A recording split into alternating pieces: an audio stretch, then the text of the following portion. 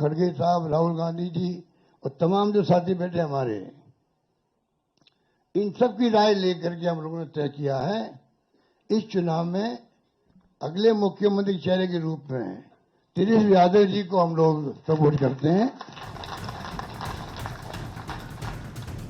नमस्कार दोस्तों, आप देख रहे हैं लाइव हिंदुस्तान और बिहार विधानसभा चुनाव को लेकर पटना से बड़ी खबर सामने आ रही है। बिहार विधानसभा चुनाव के पहले चरण से पहले सीटों के बंटवारे को लेकर जारी मतभेदों के बीच महागठबंधन ने पटना में एक साझा प्रेस कॉन्फ्रेंस करते हुए बड़ा ऐलान किया है। महागठबंधन ने तेजस्वी यादव को अपने मुख्यमंत्री पद के उम्मीदवार के तौर पर घोषित कर दिया है।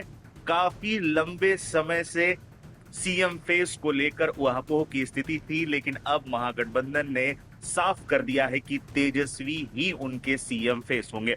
महागठबंधन में उपजे तनाव को कम करने के लिए कांग्रेस नेतृत्व ने बुधवार को पार्टी के सीनियर नेता अशोक गहलोत को पटना भेजा था। गहलोत ने आरजेडी प्रमुख लालू प्रसाद यादव और तेजस्वी यादव से मुलाकात की और कहा कि गठबंधन एकजुट है और चुनाव के लिए तैयार है। इसके साथ ही मुकेश सहनी को लेकर जो उहापोह की स्थिति थी उसे भी खत्म कर दी गई है और उन्हें डिप्टी सीएम का पद देने पर भी महागठबंधन में सहमति बन गई है।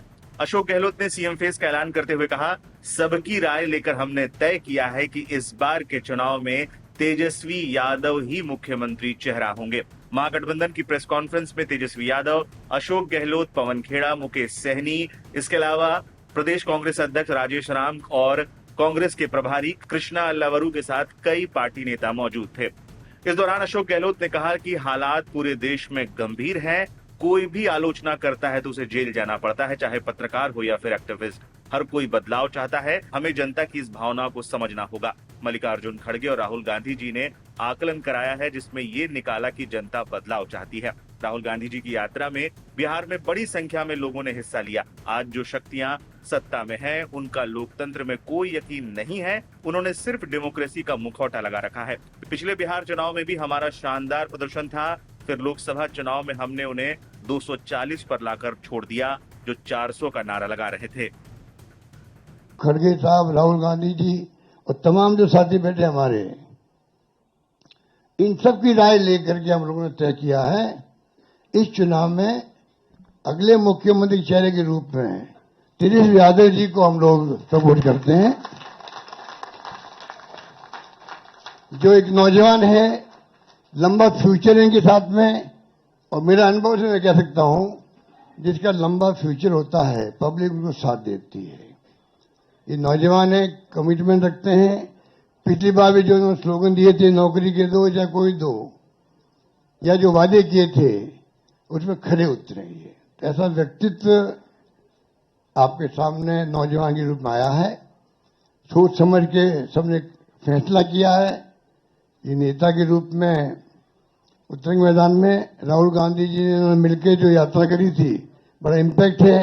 आने वाले वक्त में इनके अलावा राहुल जी भी आएंगे और नेता आएंगे, प्रियंका जी भी आएगी, सब नेता आएंगे और हम सब जो बैठे स्टेज पर सब मिलकर संकल्प किए हुए हैं कि जो हालात देश के हैं, देश हित के अंदर और देश चाहता है उसके अनुसार हम चाहेंगे कि बिहार में ये जो लंबे समय तक नीतीश कुमार जी रहे हैं सत्ता में, अब कुछ कर नहीं पा रहे। अब तो हम पूछना चाहते हैं अमित शाह जी से, इनकी पार्टी के अध्यक्ष जी से, क्या पता ये हमारा नेता तो हो गया तेजस्वी यादव, आपका नेता कौन है बता दीजिए।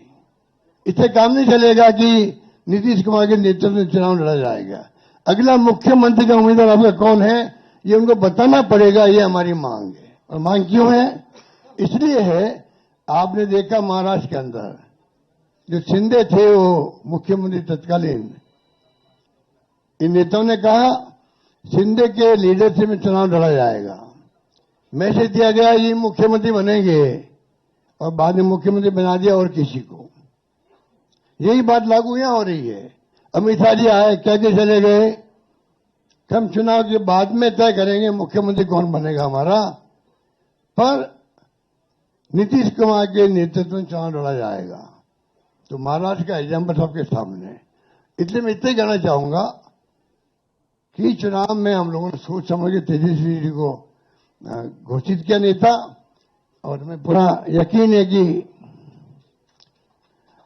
है कि जो है तेजस्वी जी की घोषणा करना मायने रखता है। साथ में सबकी राय बनी है कि जो हमारे अन्य पिछड़ा वर्ग के साथी हैं, मुकेश सहनी जी, जिनको आप सब जानते हैं, मुकेश सहनी जी, जो एक संघर्ष करते हुए यहां तक पहुंचे हैं, अपनी पार्टी बनाई है, अपनी अकल होशियारी से, अपनी मेहनत से बनाई है, गरीबों के मसीहा के रूप में, अपनी कौम के मसीहा के रूप में उभर के आए हैं। ऐसे नौजवान को हमने तय किया है वो उप मुख्यमंत्री होंगे। साथ में इसके साथ में जो आपके यहाँ बहुत सारे समाज भी हैं, सामाजिक इक्वेशन अलग तरह की है, तो जो अन्य सामाजिक वर्गों के लोग हैं उनमें से मुख्यमंत्री और बनाए जाएंगे, उप मुख्यमंत्री और बनाए जाएंगे। यही बात कह के मैं अपनी बात समाप्त करता हूं। धन्यवाद।